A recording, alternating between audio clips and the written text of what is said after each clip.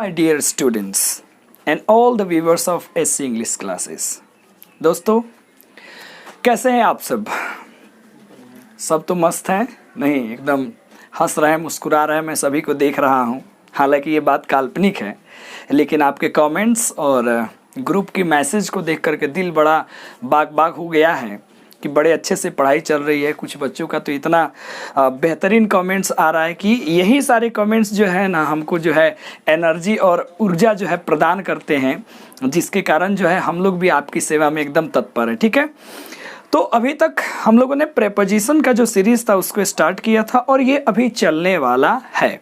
और Telegram group में जो है इंडियन सिविलाइजेशन एंड कल्चर जो भी आपके 12th का बुक है वो भी स्टार्ट हो चुका है। 10th वाले बच्चों का सोशल स्टडीज़ कहिए या इंग्लिश की जो भी स्टडीज़ कहिए बुक रिलेटेड वो टेलीग्राम चैनल में ही दिया जा रहा है। और गर्मी थोड़ी सी बढ़ गई है, ठीक है, इसीलिए थोड़े बहुत पसीने आए तो समझ जाइएगा गर्मी का प्रकोप है, ठीक है ना। और हम लोग जहाँ भी हैं यहाँ से सुविधा लेके आए हैं, जो भी मिल रहा है बस उसको प्यार से लेते चलिए, प्रसाद समझिए ऊपर वाले का। चलिए, तो पिछली वीडियो में हम लोगों ने थोड़ा सा देखा था मेक एक फ्रेजल वर्ब के रूप में, उनके साथ डिफरेंट टाइप्स ऑफ प्रेपोजिशंस आते हैं, ठीक है ना, तो उनका कहाँ कहाँ यूज होता है। हालांकि हम लोग आगे चल के और सारे प्रेपोजिशंस को देखेंगे। इसी बीच में एक डाई आ गया था, DIE, क्या आ गया था बुआ? डाई, ठीक है ना बच्चे। अब डाई से रिलेटेड भी थोड़े बहुत प्रेपोजिशन है, तो मैं चाहता हूं इन दोनों को यहीं पे कंप्लीट किया जाए, ठीक है। और जब फ्रेजल की शुरुआत होगी तो फिर आप देखेंगे कितना तगड़ा शुरुआत हो रहा है। कि हमारे सामने है डाई। अब देख लो बच्चे, ये डाई अपने आप में एक वर्ब है। क्या हुआ? वर्ब, मरना, एक इंट्रांजिटिव वर्ब है। एक क्या है? इंट्रांजिटिव वर्ब है, तो पक्का इसके बाद तो प्रेपोजिशन आएगा ही। तो इसके बाद जो है ना ये ऑफ प्रेपोजिशन भी आता है, फ्रॉम भी आता है, इन भी आता है, बाय भी है, फॉर भी है और थ्रू भी है।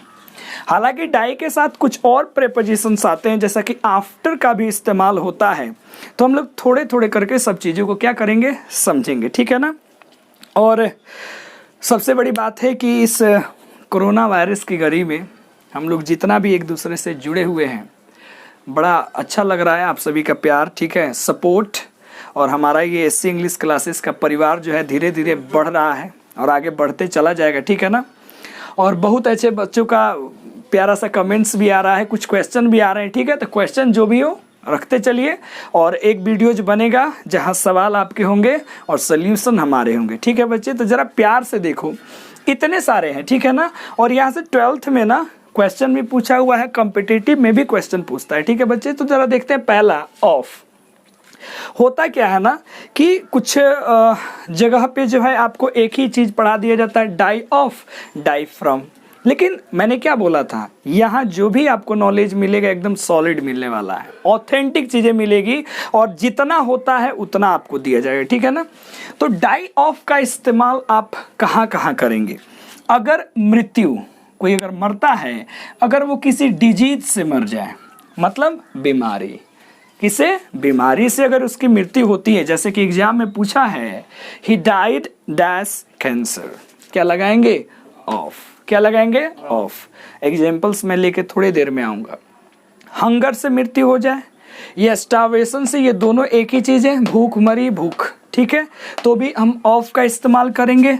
उसी से रिलेटेड है थ्रस्ट, प्यास, उससे भी अगर किसी की मृत्यु होती है तो क्या लगाओगे? डाई। ग्रीफ, तकलीफ से किसी की मृत्यु हो जाए, या सेम, शर्म से कोई मर जाता है, तो इन सभी सिचुएशंस में you'll have to use what? preposition of with verb die, हमेशा इन सारी चीजों को। और 12th वाले बच्चे देख लो भैया, मैं सीधे सीधे बोल रहा हूँ, कैंसर से रिलेटेड क्वेश्चन एग्जाम में आ चुका है और स्टारवेशन से, ये दोनों अपना प्रीवियस ईयर क्वेश्चन जो है पूछा हुआ है। थोड़े देर में क्वेश्चंस में लेके आऊंगा। अब देखो, फ्रॉम। फ्रॉम का इस्तेमाल कहाँ करते हैं? अगर ऑन से मृत्यु हो जाए, घाव से, या कोई आवश्यकता से ज्यादा खा ले या कुछ पी ले, वो बीमारी थोड़ी है, समझ रहे ना, तो वहां किसका इस्तेमाल करेंगे? फ्रॉम का। किसका? फ्रॉम का। या फूड पॉइजनिंग हो जाए, कोई खाना नहीं खाता, अनपच वगैरह, या उससे जो है पॉइजन बन जाता है, फिर उसको उल्टी वगैरह हो जाता है, उससे मृत्यु हो जाए, तो भैया उस सिचुएशन में फ्रॉम ही रखना है। इन का प्रयोग कहाँ करेंगे? अगर किसी एक्सीडेंट में किसी की मृत्यु हो जाती है, जैसे my friend died in a car accident, तो वहाँ किसका प्रयोग करेंगे? इन का। कोई बैटल यानी कि युद्ध में, तो वॉर भी हो सकता है, कोई बेड में बिछावन में मर जाता है, समझ रहे हैं ना जी, जैसे वो सोया था और मर गया बिछावन में, तो वहाँ भी प्रीपोजिशन इन ही लेके आएंगे, किसके साथ लेके आएंगे, डाई के साथ लेके आएंगे, समझ रहे ना, ये कहानी कुछ अलग है। अब देख लो जी, डाई के साथ बाई का प्रयोग कब करेंगे, जब सुसाइड से कोई मर जाए या वायलेंस से कोई मर जाए। सुसाइड मतलब आत्महत्या, ही डाइड बाय सुसाइड, वो मर गया किससे, सुसाइड से। वायलेंस मतलब क्या होता है, हिंसा, जैसे मार झगड़ा नहीं होता है उसमें काट मार, वहाँ अगर कोई मरता है तो बाय वायलेंस। फॉर का प्रयोग कहाँ करते हैं, पर्पस, उद्देश्य के लिए, जैसे बोलेंगे ना Sohan died for his country, Sohan मर गया अपने मातृभूमि अपने देश के लिए। She died for her husband, वो अपने पति के लिए मर गई। तो पर्पस होता है निकली कि मैं तुम्हारे लिए मर जाऊंगा, कूद जाऊंगा, फान जाऊंगा। तो पर्पस जब आएगा देन डाई के साथ अपने को फॉर का इस्तेमाल करना है कि मरा तो किसके लिए मरा, किसके खातिर मरा। एक और प्रीपोजिशन आता है थ्रो। अब ये नेग्लिजेंट क्या होता है, लापरवाही, क्या होता है बुआ, लापरवाही। जैसे ही डाइड थ्रो नेग्लिजेंट, वो मरा लापरवाही से। लापरवाही से भी तो मृत्यु हो जाती है ना, सड़क पार करते समय भी लापरवाही, दुर्घटना घटी, समझ रहे जी, तो फिर स्वर्ग का टिकट कटने वाला है। अब आप बताओ स्वर्ग में जाओगे कि नरक में जाओगे। तो आई होप ये सारी चीज़ें समझ में आ गई होंगी और ये फुल इंफॉर्मेशन है डाई के लिए। आप दुनिया का कोई भी कॉम्पिटिटिव एग्जाम दोगे, डाई से रिलेटेड अगर प्रश्न प्रीपोजिशन आएगा तो इससे बाहर नहीं जाएगा, समझ रहे हैं ना जी। चलो तो मैं इसको इरेज करता हूँ, आप भी थोड़ा सा नोट कर लो, फिर कुछ क्वेश्चंस लेके आएंगे। तो फिर अब अपने सामने कुछ एग्जाम्पल्स हैं, ठीक है, चलते हैं फटाफट एग्जाम्पल्स में, देखते हैं कि डाई के साथ साथ कौन से प्रीपोजिशन का प्रयोग हम लोग कर सकते हैं, ठीक है। फिर मैंने 1 2 3 एक्स्ट्रा एग्जाम्पल्स में लिखे हैं जहाँ कुछ और प्रीपोजिशंस लगते हैं, और फिर मैं एक बड़े काम की बात बताऊंगा, ठीक है ना, जहाँ पे कंफ्यूजन बच्चों को हो जाती है। देखो भैया, कॉज मतलब कारण, रीजन मतलब भी कारण, लेकिन कॉज के साथ कोई और प्रीपोजिशन लगता है, रीजन के साथ कोई और प्रीपोजिशन बोलते हैं ना, इस कारण से उसकी मृत्यु हो गई, तो भैया क्या आएगा प्रीपोजिशन। इस रीजन से उसकी मृत्यु हो गई तो फिर क्या आएगा प्रीपोजिशन। तो वहां पे थोड़ा सा लोचा हो जाता है, ठीक है बच्चों। तो पहले इसको समझ लेते हैं। पहला क्वेश्चन है, he died dash cancer, then you know that cancer is a kind of disease. ये क्या है, एक बीमारी है। तो अगर बीमारी से कोई मरता है तो क्या लगाते हैं, प्रीपोजिशन ऑफ। किसके साथ लगाते हो बच्चों, बोलो, डाई के साथ। सी डाइड स्टारवेशन, यहां भी क्या लगेगा, बोलो, ऑफ में। और ये दोनों का दोनों क्वेश्चन अपना PYQ यानी कि प्रीवियस ईयर क्वेश्चन है, ऑलरेडी एग्जाम में पूछ चुका है। Sohan died dash car accident, कहाँ मरा, कार एक्सीडेंट में, तो इन लगाएंगे। My friend died loss of blood, याद रखना फ्रॉम का इस्तेमाल करेंगे। किसका इस्तेमाल करेंगे, फ्रॉम का इस्तेमाल करेंगे। योर ब्रदर डाइड सुसाइड, तो सुसाइड या वायलेंस हो तो क्या लगाते हैं, बाय। यू मस्ट डाई, तुम्हें मर जाना चाहिए, सेम से, किससे, सेम, तो यहां भी क्या लगता है, ऑफ। द सोल्जर डाइज, सैनिक मरता है, किसके लिए, बोलो, फॉर हिज नेशन, अपने राष्ट्र के खातिर। पर्पस की बात हो रही है। She died in harness, harness का मतलब होता है अंतिम समय तक कार्य करते करते मर जाना। सी डाइड, वो मर गई, इन हार्नेस मतलब लास्ट समय तक कार्य करते करते मर गए। डाइड इन हार्नेस एक अपने आप में फ्रेज होता है, ठीक है बच्चे, याद रख लेना। अगर ये एग्जाम में पूछ दे, ठीक है भैया, तो फिर टेंशन मत लेना जी। She died with her love, हम डाई के साथ विद का भी इस्तेमाल कर सकते हैं, कब, जब साथ साथ में कोई मर जाए तब। अखबार में आता है ना जी, 2 प्रेमी युगल, ठीक है ना जी, एक साथ आत्महत्या कर लिए, तो डाइड विथ, आराम से लगा सकते हैं। अगर तुम लोग भी हो, 2 दोस्त एक ही साथ जो है तालाब में छड़प के मर जाओ, तो क्या लगाओगे, बोलो, डाई के साथ विथ, क्योंकि साथ साथ वाली फीलिंग की बात हो रही है। डोंट डाई आफ्टर मनी, इसका मतलब क्या हुआ, तो देखो, इसका मतलब डाई आफ्टर का मतलब होता है कि ग्रेडी, लालची होना। क्या होना, लालची होना। डोंट डाई आफ्टर मनी, पैसे के पीछे लालची मत बनो, यानी कि लालायित मत हो, कुत्ता मत बनो, यानी कि किसी चीज के पीछे लालची हो जाना, that is called die after. तो होप आपने इस डाई के सारे लोचा को यहां समझ लिया होगा। तो फटाफट इसको नोट करो, फिर मैं आता हूं। चलिए देखते हैं, यहां जरा ध्यान दे दो। मैंने 2 वर्ड यहां लिखे हैं। कंफ्यूजन यहां पे आपको होता है, अब नहीं होगा। देख लो जरा सा। एक वर्ड है जी कॉज, मतलब होता है कारण, और एक होता है रीजन, इसका भी मतलब क्या होता है कारण। दोनों सिनोनिम है। और हमें यहाँ पे व्हाट इज द कॉज क्या भरे, that's murder. What is the reason, that's the absence of Radha, क्या लगाए। तो यहाँ पे थोड़ा सा सतर्क हो जाना, ठीक है। जहां भी कॉज दिखे ना, इसके साथ प्रीपोजिशन क्या लेके आना है, ऑफ। और जहां भी रीजन दिखे क्या लेके आना है, फॉर। कभी मत चुकना। तो क्या बोलोगे, बोलो what is the cause of murder and what is the reason for the absence of Radha. नहीं नाटकोगे यहां। तो इस कंफ्यूजन को हमारे द्वारा जो है तुरंत फटाफट जो है इसको नोट कर लो अपने नोटबुक पे, ताकि थोड़ा सा हम लोग और आगे बढ़ सके। नोट करो फटाफट। मोबाइल पहले ही है 24 घंटा। चलो देखते हैं, ठीक है ना। ऐसे भी गर्मी जो है ना वो अब बढ़ रही है, और हम लोग जहाँ पे ये अरेंजमेंट किए हैं वो आप होते तो आप 5 मिनट भी नहीं टिक पाते, ठीक है। फिर भी हम लोग जो है समझिए आपके लिए क्या किया जा रहा है ये आप ही समझ सकते हैं इस दुख को, और हम ही समझ सकते हैं। फिर भी चलो हंसते हंसते थोड़ी सी व्यवस्था देख लेते हैं। 2 वर्सेस 2 वर्ड्स, बड़े हम लोग करीब जा रहे हैं, ठीक है। और लगभग जितने भी जनरल प्रेपोजिशंस होते हैं हम लोग सबको पढ़ लिए हैं। अब थोड़ा सा और है बीच का, जैसे बिटवीन, अमंग वगैरह जो होता है, बी साइड और वी साइड्स होता है, सब मैं अगली वीडियो में कंप्लीट कर लिया जाएगा, 1-2 वीडियोज में। और अगर आपको लगे कि सर जी कुछ प्रेपोजिशन छूट रहा है तो कृपया करके कमेंट बॉक्स में डाल देना मेरे, ठीक है ना। उस पर भी जम के चर्चा होने वाली है, ठीक है ना। लेकिन जहाँ तक मुझे लगता है मैं कुछ छोड़ने वाला नहीं हूँ, ठीक है ना। चलो देखते हैं। पहले बात टू और टुवर्ड्स के बारे में समझो। बेसिकली होता क्या है, डिफरेंस लोग क्या समझाते हैं, हालांकि वो ठीक है, बस बेसिकली बेसिक्स है। कैसे, मान लो अगर ये कोई रेफरेंस पॉइंट है, ये कोई फिक्स पॉइंट है, ठीक है बच्चे, समझ रहे हैं ना। अगर आपको यहीं पर जाना है, यहीं पर जाना है, तो आप टू का इस्तेमाल करते हो। किसका इस्तेमाल करते हो, टू का। खूब प्यार से समझ लो, जनरल है, लॉलीपॉप वाली पढ़ाई है, लेकिन इतना सारा यूज है, समझ रहे हो बात को ना। पहले बात समझो। तो अगर इसी किसी फिक्स्ड पॉइंट पे जाना है, के पास जाना है, then you will have to use preposition to.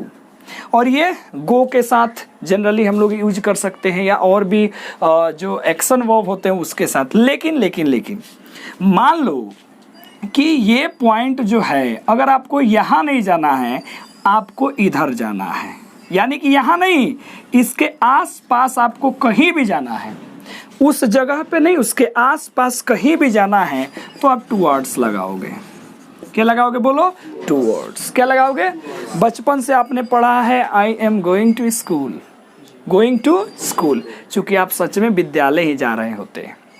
लेकिन यदि आपको विद्यालय के आसपास किसी से मुलाकात करनी हो तो गोइंग टुवर्ड्स स्कूल बोलेंगे, बिकॉज स्कूल में आप नहीं जा रहे हैं, स्कूल के अगल बगल में स्कूल की ओर जा रहे हैं। जैसे मैं कहूँगा कि I am going to Patna, it means मेरा डेस्टिनेशन कहाँ है, बोलो, पटना। टू का मतलब वो मेरा फिक्स डेस्टिनेशन हो गया। बट अगर मैं कहूँ कि क्या कहूँ, आई एम गोइंग टुवर्ड्स पटना, तो पटना की ओर जा रहे हैं। हो सकता है हाजीपुर रुक जाए, हो सकता है पटना के अगल बगल में चले जाए, लेकिन भैया ध्यान से समझ लो, टू मतलब फिक्स्ड। ये किसको दर्शाता है टू भैया, इंडिकेटिंग डायरेक्शन, किसी डायरेक्शन को बताता है, या आपके इंटेंशन को बताना है आपको जाना कहाँ है। लेकिन टुवर्ड्स लगाओगे कि ओर जाना है, उसकी ओर जाना है, वहां पर नहीं जाना है। तो ये बेसिक डिफरेंस बोलो, समझ में आया कि नहीं आया? अरे टिकटॉक स्टार, समझ में आया? टू और टुवर्ड्स में क्या बेसिक है, समझ रहे ना। जैसे तुम कहोगे ना कि I have to meet Rohan, therefore I am going towards the playground. मुझे रोहन से मिलना है, इसीलिए मैं प्लेग्राउंड के और जा रहा हूँ, प्लेग्राउंड में नहीं जा रहा हूँ। लेकिन अगर आपने बोल दिया I am going to playground, मतलब पक्का प्लेग्राउंड पर ही। समझे कि नहीं समझे? संभावनाओं को समझ रहे हैं? चलो समझ रहे तो आगे बढ़ जाओ।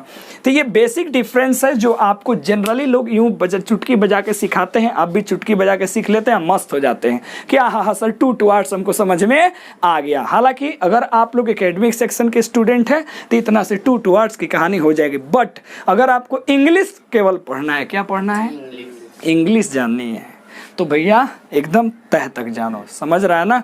कोई भी ऐसा प्रश्न नहीं है जिसको अगर शिद्दत से बनाने का प्रयास किया जाए तो उसका हल ना निकले, ठीक है? और तह तक जब इंग्लिश पढ़ लोगे तो फिर कोई समस्या आने ही वाली नहीं है, ठीक है ना जी? चलो देख लो। 2 मोशन टुवर्ड्स एनीथिंग, यही बात हो रही है। किसी चीज के तरफ मोशन, क्या होना? मोशन। तो मोशन तो जो भी वर्ब आता है मोशन वाले होंगे वही यहाँ पे आएंगे। बोलो हाँ या ना? इंडिकेटिंग डायरेक्शन, ये डायरेक्शन को भी बताता है।